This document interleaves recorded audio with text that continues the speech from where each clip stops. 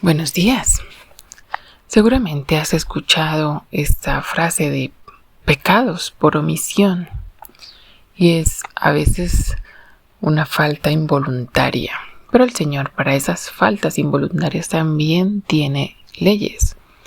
Y dice, bueno, si se ha cometido una falta involuntaria, entonces debe presentarse un sacrificio para la restitución y el perdón. Así que debían presentar un sacrificio completo por una falta por omisión.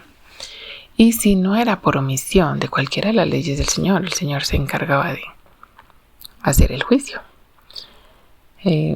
Esto ocurría también para los que quebrantaban las leyes del día de reposo. Como vemos que ocurre con un hombre que estaba talando un árbol el día de reposo y es llevado delante de Moisés y Aarón, y Dios dice, él debe morir. ¿Por qué? Porque ha quebrantado voluntariamente las leyes del Señor. Seguramente has escuchado esa frase de yo lo hago para el Señor y Él sabe que yo lo hago para Él y Él lo hago y ya no importa cómo se hace porque lo estoy haciendo para el Señor y esa es mi excusa. Pero el Señor es un Dios santo y yo no sé si tú te has entendido qué es que Dios es santo. Dios es santo es que el que se acerca a Él se acerca como Dios quiere. No se acerca de cualquier manera con la excusa de que yo lo hago para el Señor. Y entonces pues no importa tanto si lo hago, si me preparo, si mejoro, intento hacerlo lo más excelente. No solo que pueda en este momento, sino que me vaya a preparar. Y es fácil, sobre todo de personas que tienen muchas facilidades en ciertas habilidades como hablar en público, entonces pues no se preparan tanto la predicación porque pues pueden hablar en público fácilmente. Eso también ocurre con la música. Hay personas que dicen, bueno, yo así como toco está bien, ya no hace falta que ensaye porque de todas maneras es para el Señor.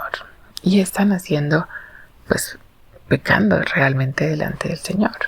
Parece que lo estás haciendo, pues sí, de corazón. Pero cuando uno piensa que el Señor es santo y Él nos ha dado la capacidad de aprender más y de mejorar cada día, entonces para el Señor debemos hacerlo más excelentemente. Es bonito ver cómo Dios nos tiene paciencia, porque si fuéramos del tiempo de los judíos, otra historia estaríamos contando. El Señor necesita que las cosas se hagan de una manera digna para Él. Ahora hablemos del corazón. ¿Cómo está nuestro corazón para presentarnos delante de Dios? ¿Será que yo puedo hacer un excelente trabajo exterior, pero si mi corazón no está correcto delante de Dios y tengo rencores y tengo chismes, envidias y cosas que no se ven, ¿será que estoy correcto delante de Dios? Realmente debemos preguntarnos constantemente cómo nos estamos presentando delante de Dios, y el corazón es lo que más debemos preparar para estar delante de Dios.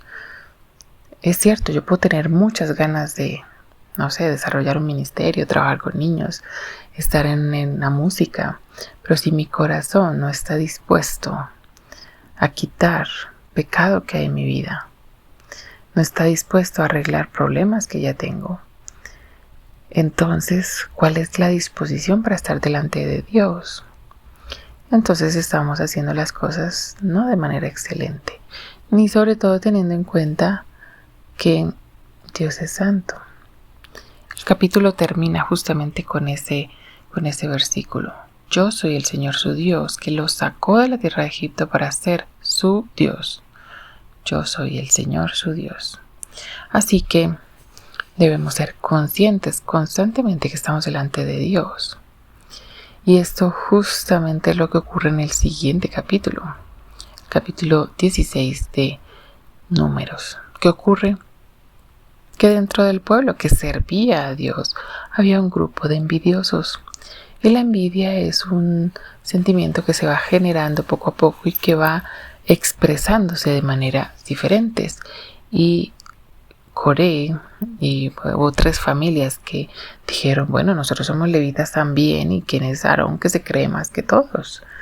¿Cómo así? Y eran todos siervos del Señor, cada uno tenía su papel, como lo hemos estado leyendo detalladamente antes, pero en su corazón no estaba preparado, no estaba dispuesto para servir al Señor, y había estado albergando allí malos sentimientos, esos rencores, esas amarguras, esas envidias hacia otras personas. Y eran todos servidores del Señor, eran todos, por decir así, del pueblo. No había un extranjero allí, pero había amargura en el corazón, entonces no estaban sirviendo con un corazón dispuesto. ¿Y qué los llevó a hacer esto? Murmurar, los llevó a pecar, los llevó a quejarse delante de Dios. ¿Y qué ocurrió? La tierra abrió su boca y los tragó junto con todas sus posesiones y sus familias. Y uno pensaría, pero es que solo es una amargura, solo es una envidia, no es algo tan grave, no está robando, no está asesinando, no está haciendo cosas pues más graves, ¿no?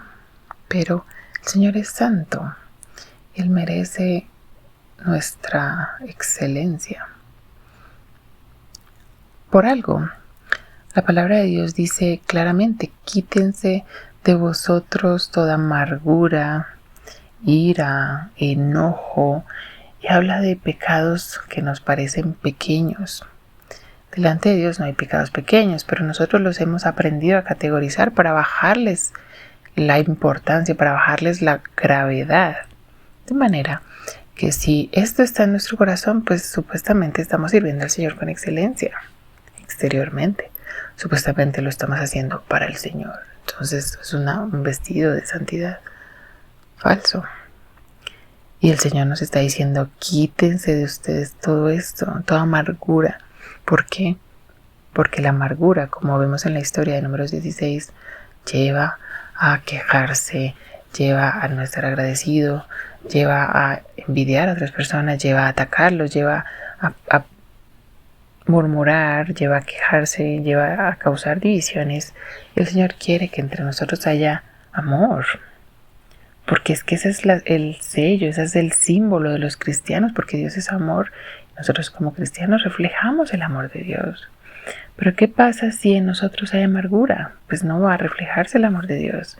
Y hay varias cosas sutiles que se van metiendo en nuestras iglesias, se van metiendo en nuestros corazones, y parece que no fueran tan graves porque no son grandes y porque no se ven, porque están dentro de nosotros.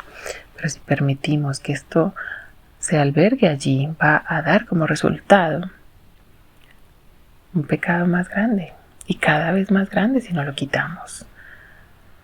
A ver, imagínate si es una envidia que está dentro del corazón y resulta que me lleva a robar, me lleva a quitar, me lleva a murmurar, me lleva a hacer un pecado más grande. Entonces no estoy siendo consciente de la santidad de Dios.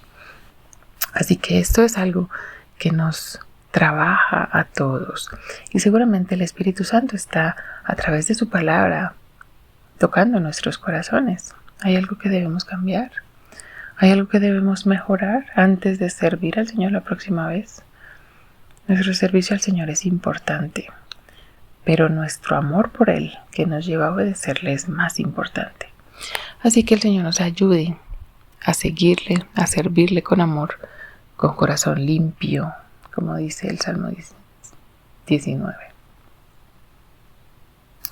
Que Dios nos ayude y seamos realmente examinados.